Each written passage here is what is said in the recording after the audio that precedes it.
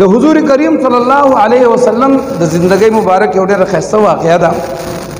حضور کریم صلی الله علیه وسلم یو کونډې بیبي سره حضرت ام سلمہ رضی الله تعالی عنها سره واده وکړ. دا بیبي چې وه کونډه وه، خاوند وفات شوی.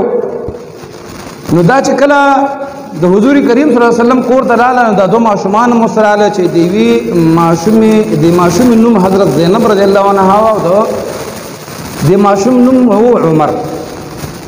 نو چې کله کور ته راغله، حضور کریم صلی الله علیه وسلم کور کې لمونځ کوو چې په مانځه باندې ودرېده.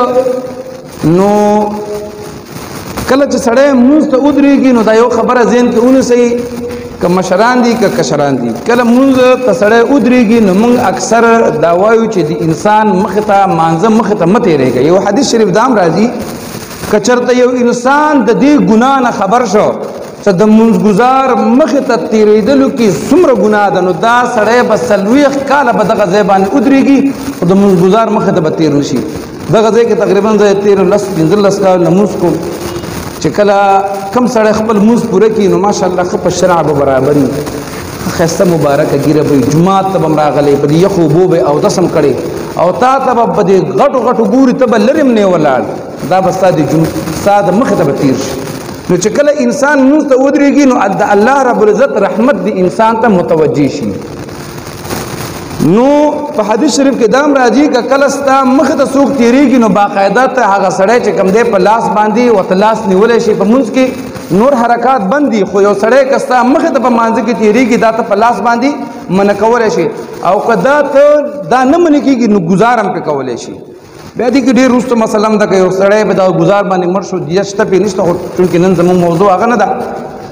نو دا ماشوم د حضور کریم صلی الله علیه وسلم مخې ته تېرېده، حضور السلام ورته لاس ونیو، نو دا ماشوم چې کوم دی ودرېده، هوښیار و. بیا د هغې نه پس دا ماشومه تېرېدله، نو ماشومې ته چې لاس ونیو نو حضور السلام یې دا لاس داسې ولاړه خپله مخه لاړ، چونکې ناپویه وه. د هغې هغه تربیت په داسې ماحول کې نه و شوی چې بس یا یې والد صاحب په وخت باندې وفات شوی نو دې خبرو باندې نه پوهېدو. نو چې کله یې لمونځ وکړو نو حضور کریم صلی الله علیه وسلم پوه شو چې د دوی په داسې ماحول کې پوه شوي چې په دې خبرو نه پوهېږي. نو حضور علیه السلام زمونږ په شان سختي هم ونه کړله. مونږ کله څوک منې کوو که نه، مونږ به چېرته هم په نرمه لهجه پوهې نه کوو، مونږ به ورته بده خبره کوو، سخته خبره به ورته کوو، ګزار به پرې کوو. نو نبی رحمت صلی الله علیه وسلم دا ماشومان ځان ته روټۍ ته کېنول، ماشومان ځان سره روټۍ ته کېنول دا هم سنت دي، دا هم د حضور اسلام سنت دي، دا ځان سره کېنول د دې کې دا خبره ده چې یو خو به هغه ماشوم د روټۍ د خوراک آداب به زده کړي.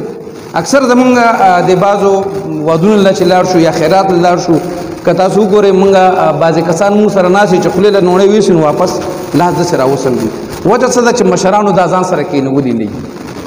نو حضور کریم صلی الله علیه وسلم دا ماشومان ځان سره کېنول. نو دا حضرت عمر دا چې کوم ماشوم نو دا کاسه کې دا لاس تیر چاپېره ګرځو، کله به د یو ځای نوڼۍ اخسته، کله به د بل ځای نوڼۍ اخسته، کله به د بل ځای نه نوڼۍ اخستله. نو حضور کریم صلی الله علیه وسلم ورته لاس ونیو او ورته وایي یا بنیه سم الله، اے بچیا بسم الله ووایه. په سختۍ ورته نه وایي، چونکې حضور اسلام ته پته ولګېده چې دا ماشوم نه پوهېږي، لاس یې ورته ونیو، اوس ورته د خوراک طریقه ښیي.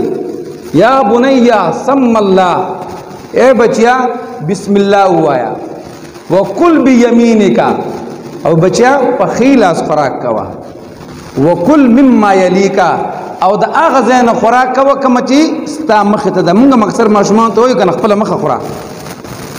نو حضور کریم صلی الله علیه وسلم هغه ماشوم ته ډېره په ښایسته طریقه باندې ورته د خوراک آداب ښیي. نو مونږ به مو ته صرف د خوراک آداب نه ښیو،